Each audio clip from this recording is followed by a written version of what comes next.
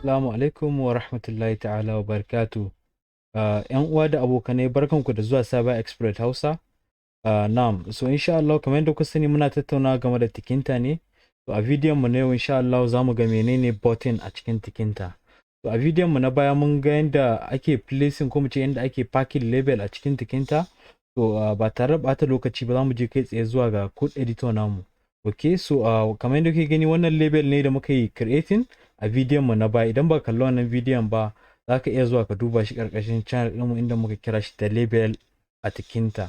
Okay, so bari mu run dai mu ƙara tunatar da abin da muka yi. Okay, na so kamar yadda kuke gani ga label ɗinmu ya sa shi a tsakiya. Mun yi packing ɗin shi kamar yadda kuke gani ya ce mana hello cyber exploit.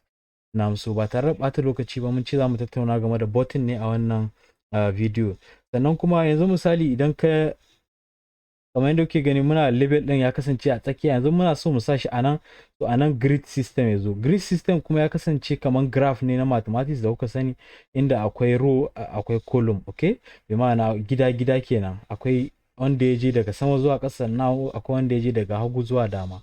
Okay, wannan shi ake kira dot grid. So bari mu testing ɗin shi kafin mu kai ga zuwa describing ɗin button, inda a nan za mu goge pack ɗin nan dot pack, za mu ce dot grid. Okay, so dot grid kamar yadda muka ce yakan zo a fannin row ne, inda zamu ce row is equals to 0. Muna so ya fara mana daga 0, row na 0, sannan zamu ce column equals to 0 also. Okay, so yanzu muka yi row ɗin za ku ga cewa hello cyber expert ɗinmu ya koma gefe kamar yadda kuke gani ya dawo hannun hagu, inda muka ce row yakan fara daga hannun hagu zuwa dama. Okay, from left to right kenan. Sannan kuma column mun ce yakan fara daga sama zuwa ƙasa, that's from up to down. Okay, shi ake kira da column.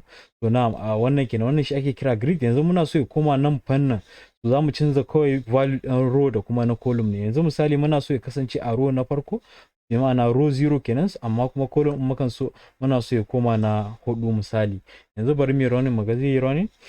So ba zai yi ba saboda ba mu yi attaching column na 1 na 2 da na 3 ba, yasa ba zai bamu dama mu je na 4 ba. Yanzu misali da a ce za mu ƙara grid ɗinmu, misali bari mu ce column equals to 0, sannan bari na ƙara kwafan wannan label ɗin zan ce copy. Okay, sannan zan yi pasting ɗin shi a layi na gaba inda zai mana creating another label. So amma ba ma so ya kasance suna ɗaya, bari mu mai da shi label wannan kawai. Okay, dot grid. So muna so ya kasance a row na 0 ne, sannan kuma column muna so ya zama na 1. Okay, so bari mu run dai mu ga me zai bamu.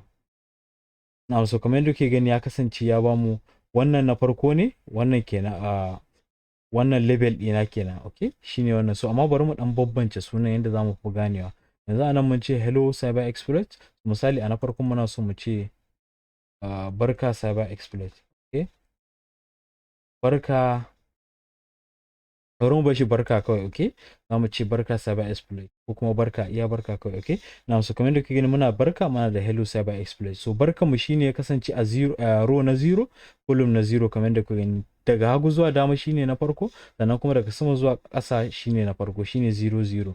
Okay, so amma na biyu kuma yadda muka ce hello cyber exploit, za ku ga cewa row ɗin a 0 yake, bi ma'ana daga hagu zuwa dama ya kasance a layi ɗaya da na barka, sannan kuma column ɗin ya kasance a na ɗaya kenan. Okay, tunda nan ce na barka yana 0 ne a matsayin column, sannan kuma kamar yadda kuke gani hello cyber exploit yana column na ɗaya ne. Okay, so wannan kenan, wannan shine bambancin dot pack da kuma dot grid. Dot grid mun ce ana amfani da shi ne wajen specifying row da column. Muna so misali kana so text ɗinka ya koma wani gefe, so wannan kenan. Sannan kuma dot pack kamar yadda muka ce yakan kasance a tsakiya ne, ko da kai maximizing application ɗinka za ga cewa ya kasance a tsakiya ne. Na so wannan kenan. So kamar yadda na ce a bidiyon mu na yau muna so mu yi button ne. Okay, so abin da zamu yi shine zamu zo mu ce button, za mu fara rubuta shi da capital letter ko kuma mu ce my button. Bari mu kira shi da my underscore, za mu ce button. Okay, is equals to, so shi ma kan fara da B ne, capital letter B, button haka. Sai mu ce button. Okay, sannan za mu kira button ɗin a cikin root ne, inda mun ce root shine Tkinter mu baki ɗaya. So za mu sa comma, sannan mu ce text is equal to misali mu ce button ɗina. Bari mu rubuta button ɗina. Button ɗina muna so madanni kenan, mun ce button ma yana nufin madanni kenan. Okay, so za mu ce button ɗina. Okay, okay, so wannan kenan. So shi ma za mu yi dot packing ɗin shi, tunda muna so ya kasance a tsakiya ne, mu ce my button dot pack. Okay, muna so ya kasance a tsakiya ne. So bari mu run ɗin shi dai mu gani. na so kamar da kuke gani ga button ɗina ya bayyana, kun ga cewa madanni ne kamar da kuke gani. So wannan kenan, wannan shi ake kira da button. Sannan kuma zamu iya ƙara mai size, muna so ya ƙara faɗi ko kuma muna so ya ƙara tsawo. Okay, duk zamu iya canza shi. Ana misali zamu ce button ɗina, sannan zamu sa comma.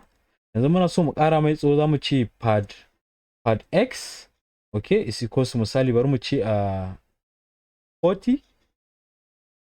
Okay, so bari mu running ku gani. Za ku ga cewa ya ɗan ƙara faɗi kamar yadda kuke gani. Okay, so yanzu muka ce pad y, misali bari mu ce pad y to be 40. Pad y inda yana nufin padding x, kamar yadda kuka sani graph yakan kasance a x axis ko kuma y axis, yasa muka samu pad y da kuma pad x. So bari mu run, za ku ga cewa yanzu tsawon ya karu kamar yadda kuke gani, ga button din mu tsawon ya karu. Okay, so wannan shi ake kira da button a takaice a Tkinter. Sannan kuma misali kana so ka canza kala, za ka ce fg yana nufin foreground. Misali muna so mu samu red inda zai canza mana kalar rubutun button din. Okay, so bari ku gani, kun ga rubutun ya kuma ja, wannan kenan. Okay, so amma in kuka lura cewa duk lokacin da muka danna button din nan ba wani abu da yake yi. Okay, so button baya yiwuwa sai kai creating function, sannan ka kira function din nan, duk abin da kai assigning a function din nan zai yi display. Misali kana so kai display din shi a cikin application din ne kai tsaye ko kuma a cikin terminal. Okay, to duk zamu gwada yin haka a cikin wannan bidiyon. Misali mun ce foreground kalan rubutun kenan. So yanzu muna son background color kuma mu ce bg is equals to, misali muna so ya kasance green, zamu ce green haka.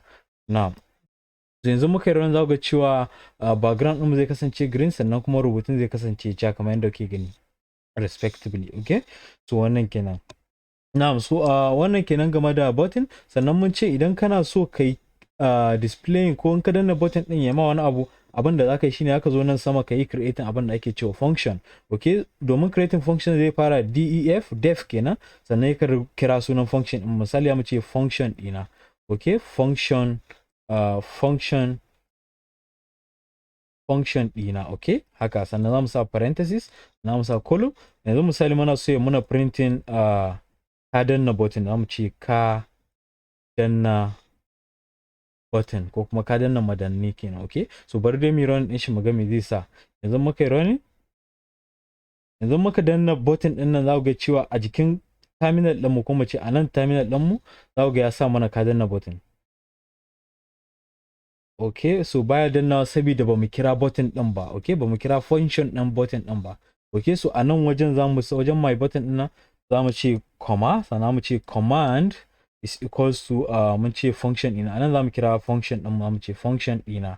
Okay, so yanzu muka yi running, za ku ga cewa an muka danna button zai bayyana mana ka danna button. Okay, so yanzu bari mu danna button. Kun ga anan ya rubuta mana ka danna button a ƙasa kenan a cikin console ɗinmu. So yanzu muka danna, za ku ga yana ta mu ka danna button, ka danna button. Okay, so kamar yadda kuke gani gashi ne yana ta ce muna ka danna button. Okay, so wannan kenan. So yanzu misali muna so idan muka danna button ɗin yayi taking effect a jikin application ɗin da muka haɗa, mai ma'ana ba a console muke so ya kasance ba, muna so ya nuna mana cewa mun danna a nan wajen ne. Okay, so yanzu bari mu canza abin da ya kamata mu canza, inda nan za mu modify ɗin function ɗin. Misali muna so mu create label ne a duk lokacin da muka danna button ɗin. Misali za mu ce label na biyu, misali mu ce is equals to label, sannan mu kira root, comma, sannan mu ce text, abinda muke so ya bayyana duk lokacin da muka danna button ɗin. Muna so mu danna ce ka danna button. Okay, ka danna button.